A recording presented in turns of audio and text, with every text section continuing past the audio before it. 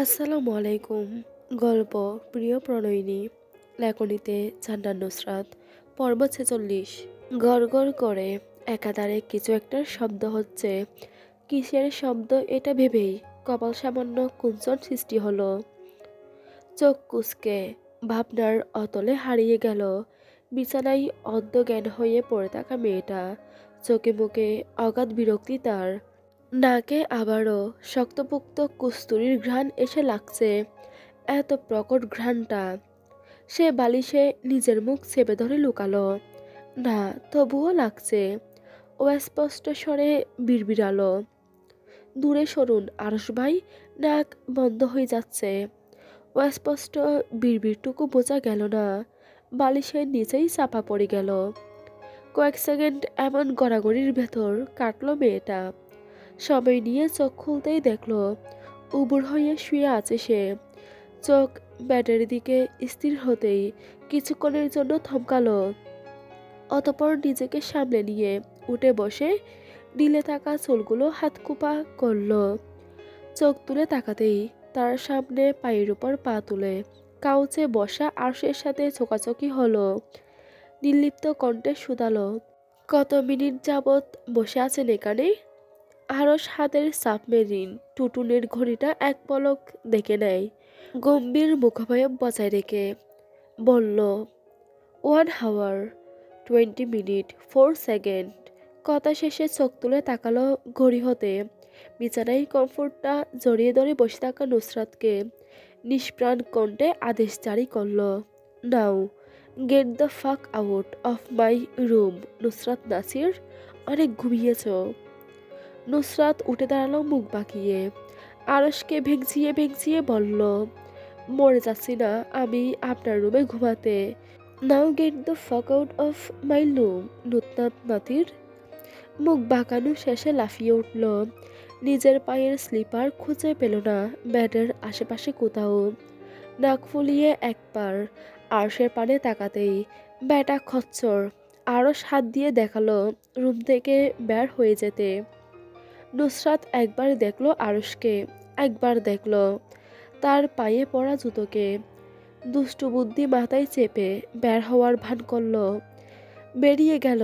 সেকেন্ডের মাথায় আবার ফিরে আসলো। কিছু বোধগম্য হওয়ার আগেই আরশের পা থেকে টান দিয়ে স্লিপার জোড়া খুলে নিয়ে পালালো। আরশ তাকালো নির্জীব বদন ঘুরিয়ে। নুসরাত পালাতে নিয়ে হাতের জুতো নিয়ে কাঠের দরজার সাথে বাড়ি খেলো নাকে কপালে। হাতের তালু দিয়ে নাক ঘষল। অস্বাভাবিক কিছু শব্দ মুখ দিয়ে নিঃসৃত হলো।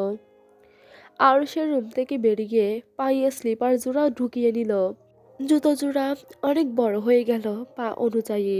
তবুও নুসরাতের কিছু যায় আসলো না, অসুবিধেও হলো না। সে নিজের পায়ের সাইজ থেকে 2 সাইজ লম্বা জুতো পরতে অভ্যস্ত। তার পরনের জুতো জোড়া এক পলক দেখল, দেখেই মনপুত হলো। নাইকের জুতো জোড়া এতটা আরামদায়ক, সাথে এতটা শীতল। তার পায়ের নিচের তালু শিরশির করছে। খুশিতে ঢকমক করে উঠল। এই জুতো আরশ ভাইকে আর জীবনেও ফিরিয়ে দিবে না সে। আজ থেকে জুতো জোড়া তার। বাড়ির প্রতিটা বন্ধ রুমের আনাচে কানাচে একবার করে চোখ বুলিয়ে নিয়ে হাঁটতে শুরু করলো সে। আনমনে কিছু একটার ভাবনায় ডুবে গিয়ে ধীর স্থির পায়ে অগ্রসর হলো 3য় তলার ড্রয়িং রুমের খোঁজে। নুসরাত বেকেয়ালে হাঁটতে গিয়ে ধাক্কা গেল কেউ একজনের সাথে। উপলব্ধি হলো কোনোভাবে এটা অনাকাঙ্ক্ষিত না। অপাশের মানুষটা তাকে ইচ্ছে করে ধাক্কা দিয়েছে। নুসরাত ভ্রুকুটি কুঞ্চন করে পাশ কাটিয়ে চলে যাওয়া মেয়েটাকে এক পলক দেখে নেই আর চোখে। একদম ধবধবে ফর্সা মেয়েটার মুখ। পাত্তা দিল না। এসব ছোটখাটো মাঝিকে এখন পাত্তা দিলে চলবে না। তাকে এখন বড় একটা কাজ সম্পাদন করতে হবে। ঘড়ির কাঁটাই তখন টিকটিক করে চলছে। বড় দেয়াল ঘড়িতে বাজছে 8টা 45 মিনিট। 3য় তলার ড্রয়িং রুমে উপস্থিত হতেই দেখা হলো ইসরাত, আহান আর নাসির সাহেবের সাথে। চুপচাপ নিরুদ্বেগ ভঙ্গিতে গিয়ে বসলো সোফার উপর, নাক ডলে নিয়ে শুধালো, অত্যাচার করলো কেন তোর উপর এই মহিলারা? নাসির সাহেব নুসরাতের কথা কানে না তুলেই ব্রু কুঞ্চিত করে জানতে চাইলেন, কোথায় ছিলে তুমি এতক্ষণ? তোমাকে পুরো খানবাড়ি খুঁজে পেলাম না কোথাও। নুসরাত মাঝে থারানোর ভঙ্গিতে কথাটা উড়িয়ে দিল। নিজের মতো করে আবারও বোনের কাছে জানতে চাইল, যৌতুক তোরটুক চাইতেছে নাকি তোর নানি শাশুড়ি ইসরাত? ইসরাত দুই পাশে মাথা নাড়ালো। নাসির সাহেব নুসরাতের কথার রেশ ধরে বললেন, কিছু যদি মায়ই মা বলে থাকে তাহলে আমাকে বলো আম্মা, আমি নির্দ্বিধায় তাদের আশা পূরণ করব। নুসরাত সহমত পোষণ করে মাথা নাড়ালো বাবার সাথে। ইসরাত বিরক্ত হয়ে বলল, আরে না, সেটা না। জাইনের নানি পলির সাথে বিয়ে দিতে চাচ্ছিলেন তার, কিন্তু বড়াম্মু মানা করে দেওয়াই আমার উপর সেই রাগ মিটাচ্ছে। ঠিক আছে, রাগ মিটাক, কিন্তু খাবার খেতে দিল না কেন? আহান জানতে চাইল। নুসরাত প্রশ্নাত্মক চাহনি নিক্ষেপ করল বোনের দিকে, শুধালো। আরস থেমে ডুব গিলল। বলে আরস চলে আসছে মুখ দিয়ে, গলা পরিষ্কার করে নিয়ে বলল, জাইন ভাইয়া কোথায়? উনি জানে না ওনার বউকে খাবার খেতে দিচ্ছে না ওনার নানি?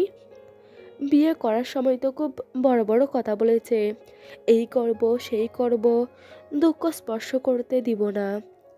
এখন বউ খেতে পারছে না, সেই খবর নেই বেটার কাছে। চল, আর এখানে থাকতে হবে না, বাড়িতে চল। নাসির সাহেব নুসরাতের কথাই উত্তেজিত হলেন, বললেন, মুখ শুকিয়ে একদম কাঠের মতো হয়ে গেছে। হ্যাঁ চলো, আর থাকতে হবে না এখানে। কাজ করিয়ে করিয়ে আমার মেয়েটাকে 2 দিনেই রোগা বানিয়ে ফেলেছে। ইসরাত বাপ বোন দুইজনকে থামাতে হাত তুলে বাধা দিতে চাইল, কিন্তু নুসরাত সে সোনার পাত্রী না, উঠে দাঁড়ালো তড়িৎ বেগে। ইসরাতকে এক হাতে নিজের সাথে টেনে ধরল, সোফার থেকে টেনে হিঁচড়ে তুলতে তুলতে জানতে চাইল, জাইন ভাইয়া কই? ইসরাত মুখ গুমরা করে বলল, নানি গতকাল 8টার দিকে ওনাকে পাঠিয়েছে পুকুরে জাল ফেলার মানুষ আনতে। নুসরাত মুখ ফুসকে বলল, জাল আনতে গিয়ে কি মরে গেছে? এখনো দেখা নেই তার? জিভ কেটে পরপর আবার হাত দিয়ে ঠোঁট ছাপল। ইসরাত বোনের দিকে ক্ষুব্ধ দৃষ্টি নিবিষ্ট করল, নাক ফুলিয়ে বলল, গতকাল রাত থেকে পেছনের পুকুরে বসে মাছ ধরছে বড়শিতে। নুসরাত ইসরাতের হাত ছেড়ে দিয়ে বসল, এক পা তুলে সোফায়।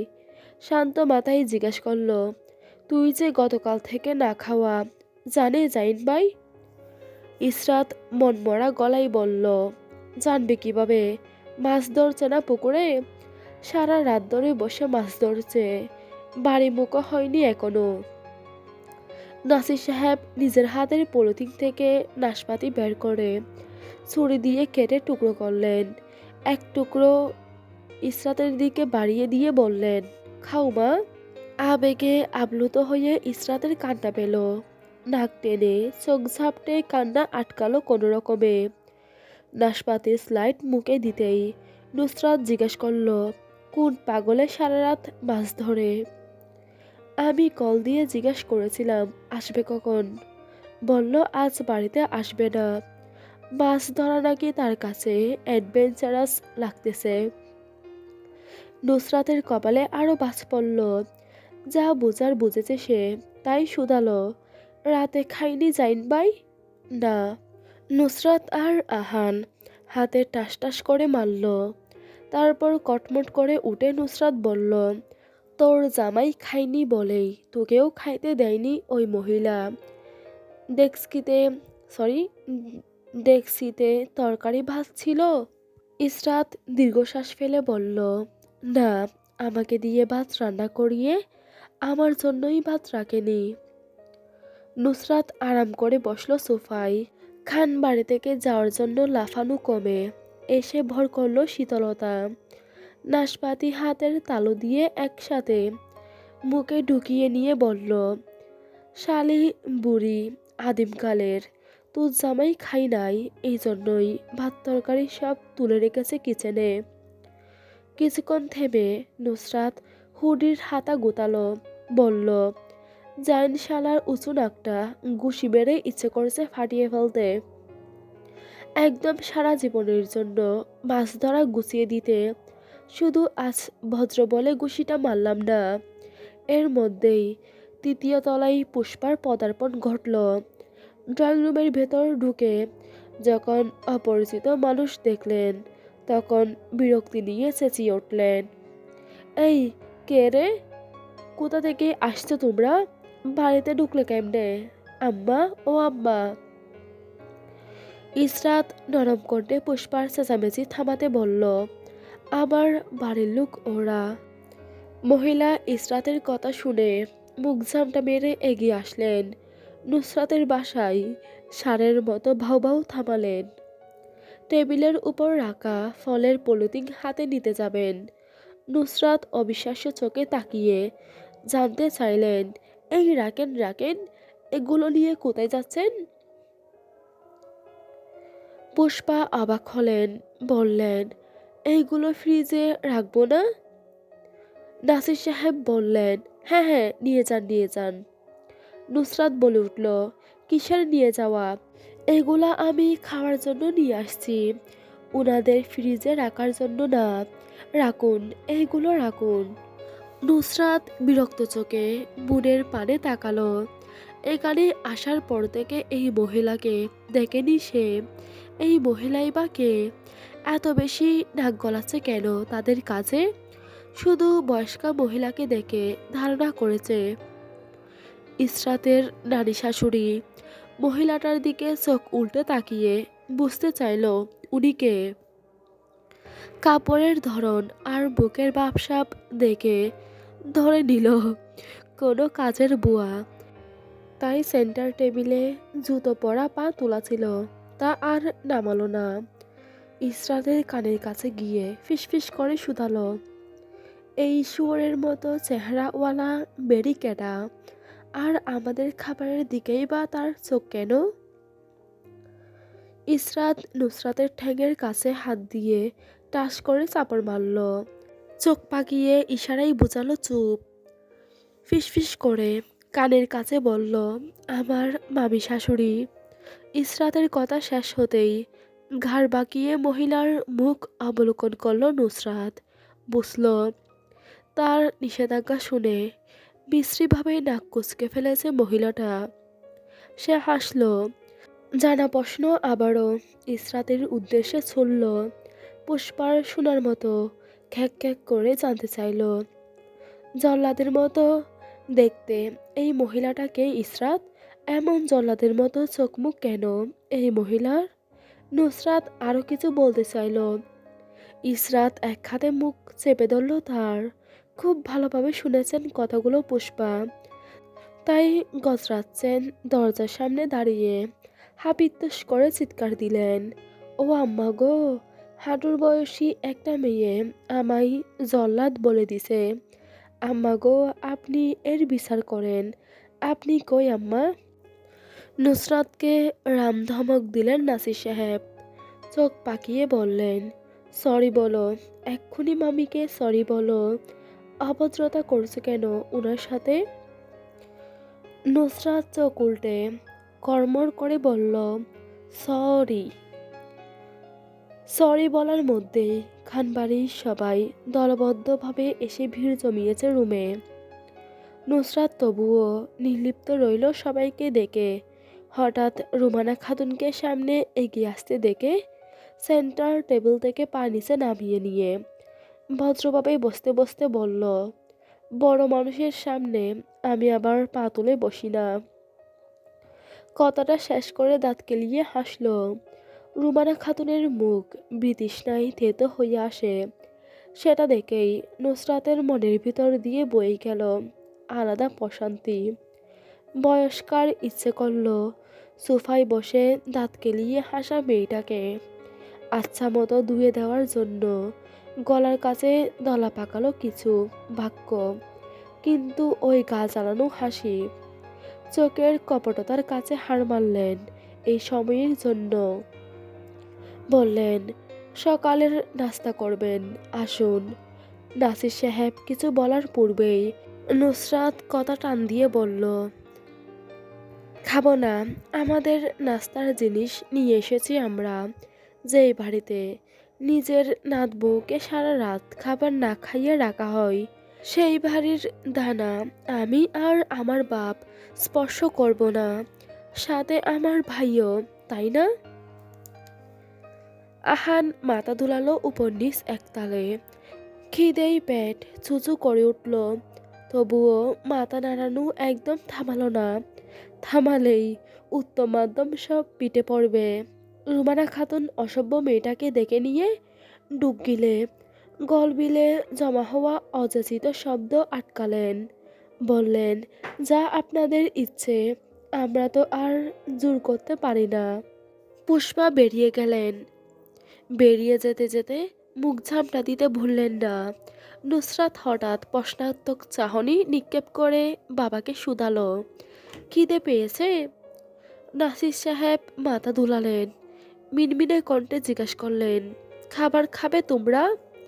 আহান বলে উঠল, খাবো কিভাবে, তুমি তো না করে দিলে।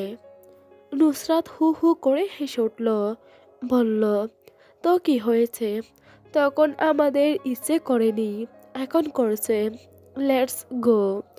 নাসির সাহেব বললেন, লজ্জার একটা ব্যাপার আছে তো। নুসরাত নাক ছিটকে বলল, আব্বা, লজ্জা নারীর ভূষণ। যেখানে আমি নারী হয়ে লজ্জা পাচ্ছি না, সেখানে আপনি পুরুষ হয়ে পাচ্ছেন কেন? চলেন চলেন, পরে আবার খিদেই অজ্ঞান টজ্ঞান হয়ে গেলে টানবে কে আপনাদের? নুসরাত আগে ভাগে লাফিয়ে লাফিয়ে চলে গেল রুমের বাহিরে। বেরিয়ে গিয়ে ফিরে আসলো আবার, ঝড়ের গতিতে এসে ইসরাতকে নিজের সাথে বগল দাবা করে আবারও বাতাসের গতিতে দৌড়ালো। সিঁড়ি দিয়ে নামলো বাঁদরের মতো। যখন একতলায় পৌঁছালো, তখন দেখলো চেয়ার টেনে মাত্রই বসেছে সবাই। এক পলক সবাইকে দেখে অবজার্ভ করলো নাকের ডগায় চশমা পরা ধবধবে ফর্সা মেয়েটাকে একটু ভালো করেই খেয়াল করলো। মাথায় ধাক্কা দেওয়ার ব্যাপারটা আসতেই হেসে উঠল। ইসরাতের হাত ছেড়ে দিয়ে এগিয়ে গেল চেয়ারের দিকে। মাত্রই মেয়েটা চেয়ার টেনে ধরে বের করছিল বসার জন্য, তার পূর্বেই নুসরাত তাকে এমন ধাক্কা দিল, মেয়েটা হুঁচটকেয়ে সরে গেল দূরে। পড়তে পড়তে বাঁচল কোনো রকম। আক্রোশ নিয়ে নুসরাতের পানে ঘাড় ঘুরিয়ে তাকাতেই ঠোঁট চৌকা করে স্ল্যাশ মিশ্রিত আওয়াজে চুকচুক করল সে। চোখের পাতা ঝাপটে কণ্ঠে মেকি নমনীয়তা এনে বলল, ও, আমি খেয়াল করিনি আপনি যে এখানে দাঁড়িয়েছিলেন। আম এক্সট্রিমলি। বাকিটুকু গলার কাছে আটকে গেল, বের হলো না মুখ দিয়ে। সে আর চেষ্টাও করলো না বাক্যগুলো বের করার। নুসরাত চেয়ারটাই বসে নিজের আশপাশের সব চেয়ার টেনে দিল বাবা বোন ভাই বসার জন্য। খানবাড়ির কাউকেই বসার সুযোগ না দিয়ে একে একে বসালো নিজের পরিবারের সবাইকে। লিপি বেগম আর হেলাল সাহেব পেছনের পুকুরের ওখানে বসে বসে মাছ বড়শিতে ধরা দেখতেছেন, তাই জানেন না এখানে কি হচ্ছে বা কি পরিস্থিতি। রুমানা খাতুন নিজের চেয়ারে বসতে বসতে কটাক্ষ করলেন, বলল, বললে না যে খাবে না, তাহলে এখন খেতে আসলে কেন? নুসরাত ব্রেড হাতে দিয়ে তিনটে নিজের প্লেটে রাখলো। ডিম পোচ করে রাখা ছিল, তা চামচ দিয়ে না তুলে ডান হাতে থাবা মেরে নিয়ে নিল। যতটা হাতে উঠল ততটাই রেখে দিল নিজের প্লেটে। রুমানা খাতুনের পাশাপাশি বসা আরশের পানে এক পলক তাকিয়ে জানতে চাইল, আরশ ভাই নিবেন? আরশ ব্রু উছালো, জানতে চাইল কি? নুসরাত নিজের হাতের মুষ্টিতে পিষ্ট ডিম্পোজ বের করে একটা দুমড়ে মুচড়ে মুখে ঢুকিয়ে অস্পষ্ট স্বরে বললেন, আন্ডা ভাজি। আড়স লাগবে না বলতে গিয়ে চোখ থামালো ডিমের পিরিচে। একটাও নেই সেখানে ডিম, সবগুলা নুসরাতের হাতের মুঠিতে।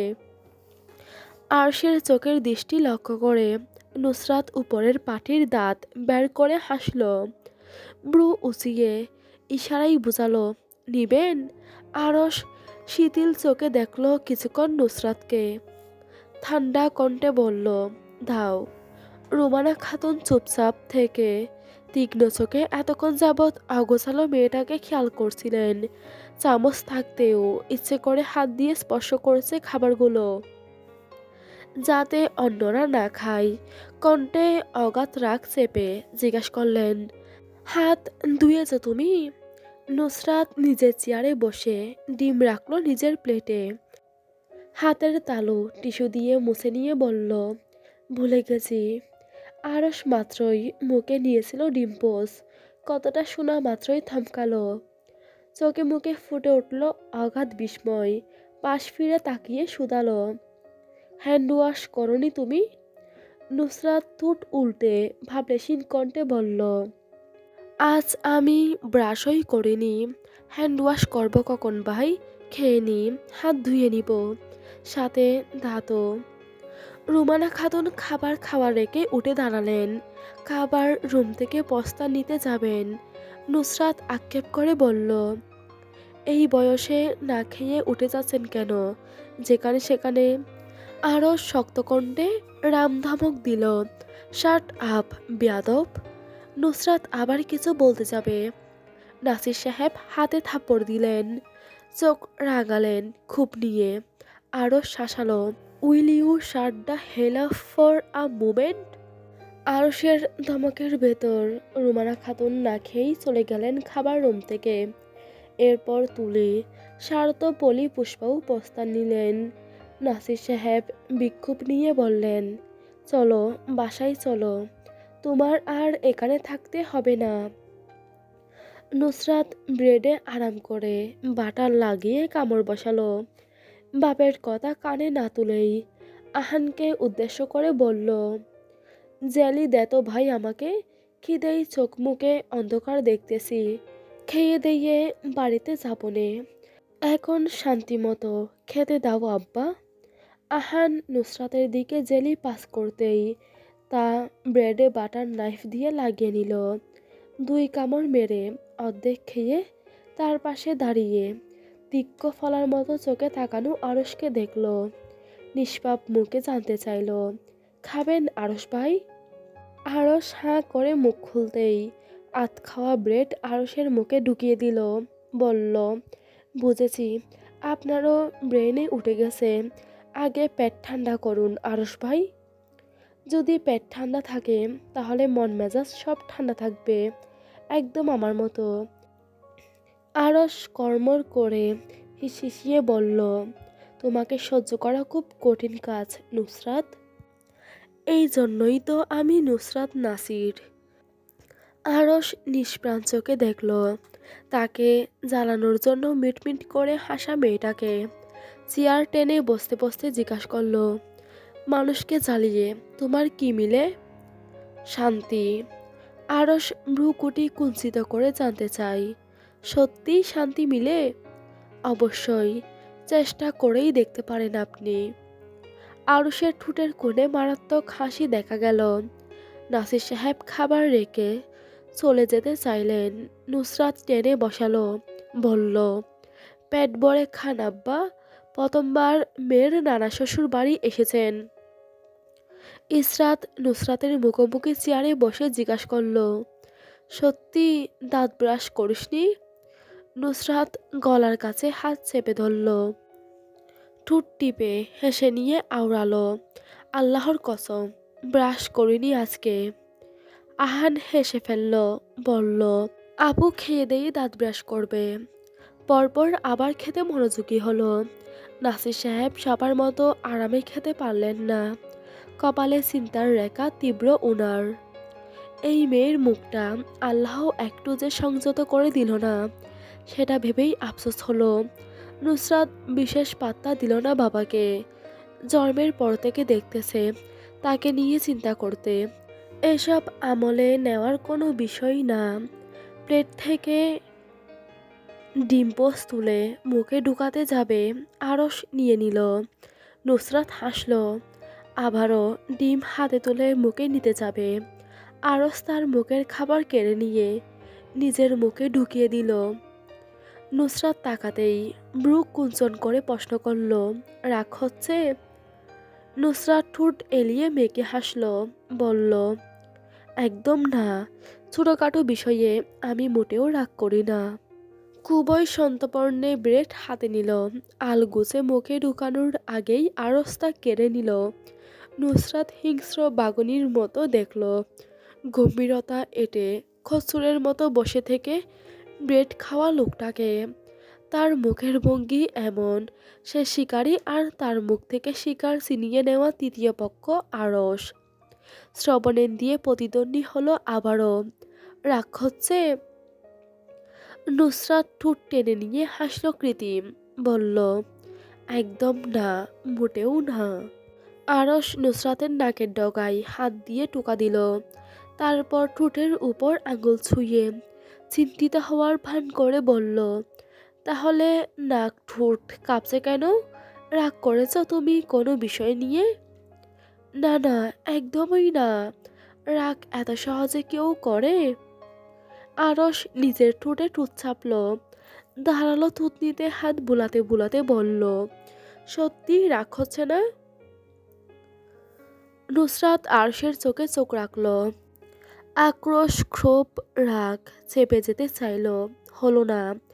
গলার কাছে মোটা মোটা গালি কয়েকটা জমা হলো, তবুও তা দিল না।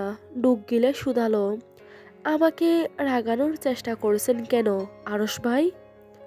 আরশ মেকি ভাবনার অতলে হারিয়ে যাওয়ার নাটক করল। টেবিলের উপর কবজা রেখে হাতের তালু নিজের গালে রাখল।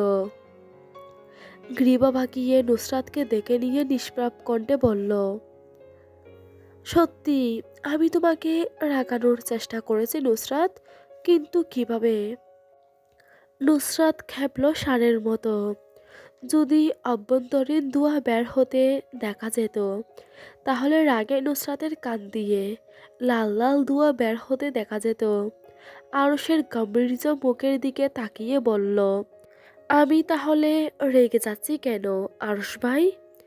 আরশ নির্বিকার চিত্তে কাজ ঝাঁকালো, পুরুষালী পুরো ঠোঁট চেপে আবারও ভাবনাতীত হলো। অতপর বলল, সেটা তুই জানিস, আমি কি জানি?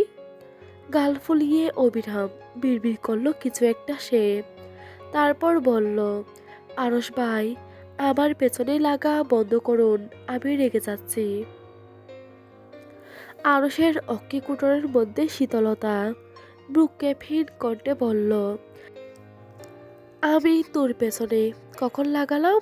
আমি তো তোর পাশে বসে আছি, এই যে, এই দেখ। নুসরাত রাগে অন্ধ হয়ে গেল। শান্তিমতো খাবার খাওয়ার মুড চলে গেল নিমিষেই। দুপ করে উঠে দাঁড়িয়ে চলে গেল সদর দরজা দিয়ে। 30 সেকেন্ড পর আবার ফিরে এসে চেয়ার টেনে শব্দ করে বসল।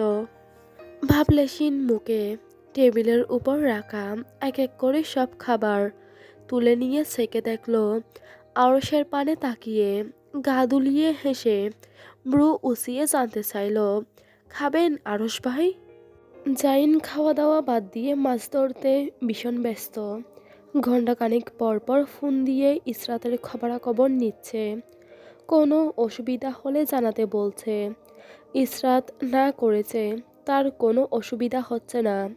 তবুও জাইন তাকে প্রত্যেকবার কল দিয়ে একই প্রশ্ন করছে। সকালের নাস্তা করেছে, বেশিক্ষণ হয়নি।